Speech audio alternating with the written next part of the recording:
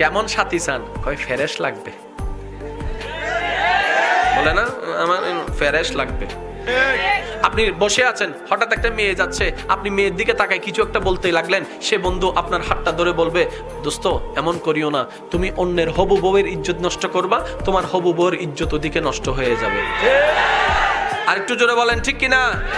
যেমন 2025 সালে আমার বোনের বিয়ে হবে, ওনার বাড়ি এখানে, রাস্তা দিয়ে যাচ্ছে, আপনি তাকে দেখে চোখ দিয়ে জেনা করলেন, কিংবা হাত দিয়ে জেনা করলেন, কিংবা জবান দিয়ে আপনি কথা শোনালেন, তাহলে ওনার বিয়ে হবে 2025 সালে, আপনার বিয়েও 2025 সালে। আপনার বউটা মনে করেন কুমিল্লা সিটিতে, তাহলে আপনার বউ তো কোনো না কোনো রাস্তা দিয়ে হেঁটে যাচ্ছে, কোনো না কোনো স্কুলেতে যাচ্ছে, কোনো না কোনো কলেজেতে যাচ্ছে, কোনো না কোনো রাস্তা দিয়ে হেঁটে যাচ্ছে। তো 2025 সালের অমুক এলাকার জামাইয়ের বউকে যেরকম আপনি ইজ্জতকে নষ্ট করছেন, আপনার বউয়ের ইজ্জতও নষ্ট হয়ে যাবে। এবার বলেন কেমন সাথী চান? কয় ফ্রেশ লাগবে।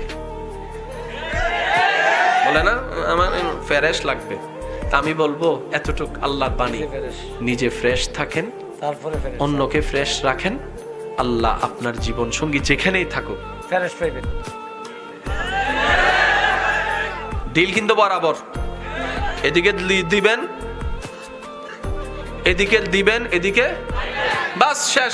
আপনি এদিকে যদি 2 নম্বরই করেন, এদিকে যদি 3 নম্বরই করেন, অনেকে কয় ফ্রেম করবো 10টা, বিয়ে করবো একটা, আমি কই জলদি কর। তা আমি কইলাম 10টা ফ্রেম কেমনে করস? কয়েন মোবাইল আছে না 4টা। আবার অনেকে সালাকেও আছে, কইতাম না এগুলো, কইলে জামিলা কেমন। কিছুদিন আগে বাদাম কইয়া যে অবস্থা হয়ে গেছে, আর কিছু কইতাম না আমি, আমি কইলে জামিলা। এখন শুনেন তো, 10টা প্রেম করে।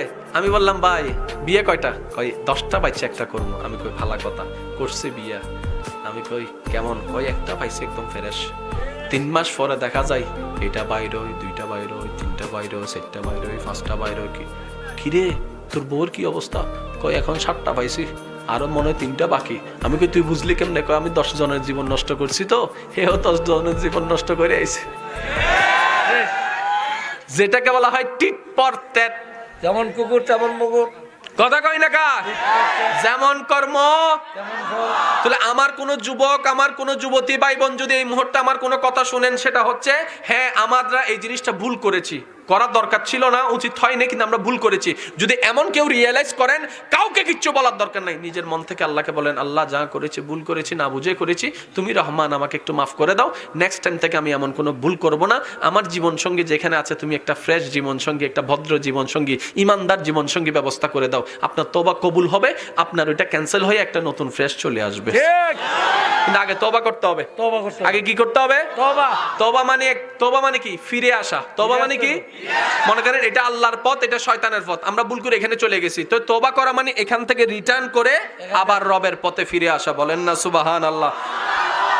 যত ব্যস্ততা থাকুক, নামাজ ছাড়া যাবে, মা বাবার সাথে বেয়াদবি করা যাবে, বড়দের সাথে বেয়াদবি করা যাবে, যতক্ষণ দেহে জান থাকবে আমরা আল্লাহ এবং নবীর মহাব্বত নিয়ে থাকবো, কোরআন হাদিসের মহাব্বত নিয়ে থাকবো। রাজি আছি তো ইনশাআল্লাহ? এশারের নামাজ হবে, এশারের নামাজের পর আমার স্নেহধন্য ছোট ভাই মুফতি সাইফুল ইসলাম বারী তাকরীর করবেন, আপনারা সবাই মিলে উপস্থিত থাকবেন। শেষবারের মতো দেখি আল্লাহর নাম জিকির একবার বলেন সুবহানাল্লাহ। সুবহানাল্লাহ হয় না? ইমানে আওয়াজে বলেন সুবহানাল্লাহ। এবার বলেন আলহামদুলিল্লাহ।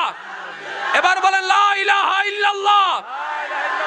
এবার সবাই 2 হাত তুলেন, 2 হাত তুলে একবার বলেন আল্লাহু আকবার, আল্লাহু আকবার, লা ইলাহা ইল্লাল্লাহ, মুহাম্মাদুর রাসূলুল্লাহ সাল্লাল্লাহু আলাইহি ওয়াসাল্লাম। ওয়া আখিরু দাওয়ানা আলহামদুলিল্লাহি রাব্বিল আলামিন। আসসালামু আলাইকুম ওয়া রাহমাতুল্লাহি তাআলা ওয়া বারাকাতুহু।